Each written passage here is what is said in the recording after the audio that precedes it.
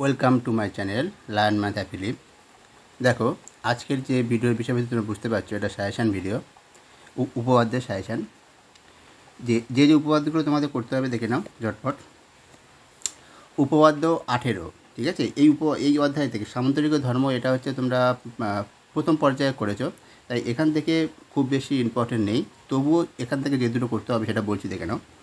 18 উপপাদ্য 18 আর 19, 18 দাগ উপপাদ্য আর 19-এর উপপাদ্যটা, 19-এর দাগের উপপাদ্য, এই 19-এর দাগের উপপাদ্যটা, ঠিক আছে? এই উপপাদ্যটা করবে।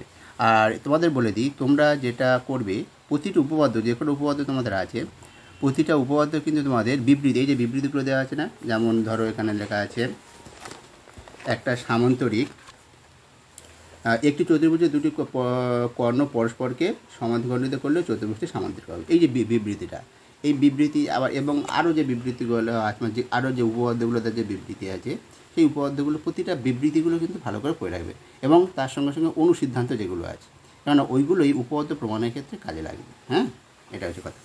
তাহলে এই দুটো উপপাদ্য হলো এই অধ্যায় থেকে, সামান্তরিকের ধর্ম থেকে দুটো উপপাদ্য হলো। এবার চলো দেখে নিই আর যে দুটো অধ্যায় আছে সেখান থেকে কী কী।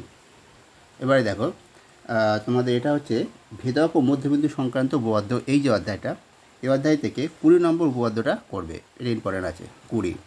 এইগুলো কিন্তু এই সেকেন্ড সাবজেক্টের জন্য বেশি ইম্পর্টেন্ট। ওই আগের সামুদ্রিক ধর্ম দুটো হচ্ছে এই 20 নম্বরেরটা, আর তারপরে আছে 21 নম্বর, 21, 20 এবং তারপরে আছে 21-এরটা, ঠিক আছে? 21, 20 আর 21। এবার এখানে আরও যেটা আছে 22টা কিন্তু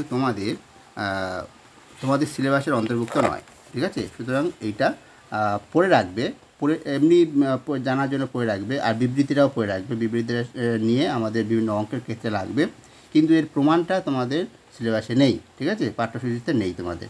এখানে এই লেখাই আছে, দেখো, পাঠ্যসূচির অন্তর্ভুক্ত নয়। সুতরাং এইটা পড়তে হবে না, প্রমাণটা পড়তে হবে না, ঠিক আছে? তাহলে এটা হলো, ওখান থেকে দুটো হয়ে গেলো, এই অধ্যায় থেকে দুটো আছে। এবার পরবর্তী অধ্যায় চলো। পরবর্তী যেটা আছে ক্ষেত্রফল সংক্রান্ত উপপাদ্য, ঠিক আছে? এখান থেকে 23 নম্বর উপপাদ্যটা করবে, এইটা 23 নম্বর উপপাদ্য। তারপরে আছে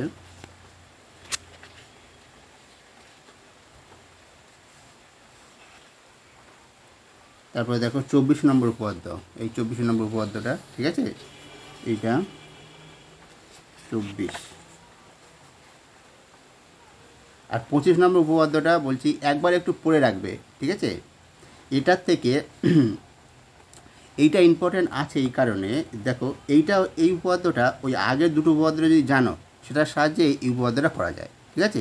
সেজন্য ওই দুটো জানলে এটা করতে পারবে। হ্যাঁ, সেজন্য একবার পড়ে রাখবে, হয়ে যাবে, এটা খুব খাটুনির ব্যাপার নয়। সেজন্য ওই দুটোই ভালো করে করবে, ঠিক আছে? তাই এটাই দিচ্ছি না। এবারে পরবর্তী যেটা দেখো,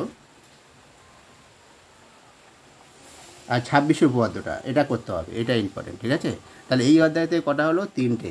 আর আগের যেটা হলো সেখান থেকে পেলাম 2টো, আর সামান্তরিকের যেটা অধ্যায় থেকে 2টো পেলাম। তাহলে মোট কটা হলো? 7টা, ঠিক আছে? এই কোটা কিন্তু 3 থেকে 5 7টা। এই উপপাদ্য কোটা কিন্তু, এই উপপাদ্যের মধ্যে সামান্তরিক দুটো বাদ দিয়ে যদি দেখি 5টা, এই 5টা কিন্তু মানে ক্ষেত্রফল সংক্রান্ত উপপাদ্য অধ্যায় আর ভেদক ও মধ্যবিন্দু সংক্রান্ত যেটা অধ্যায়টা, এই দুটো থেকে মোট 5টা। এই 5টা কিন্তু খুব গুরুত্বপূর্ণ।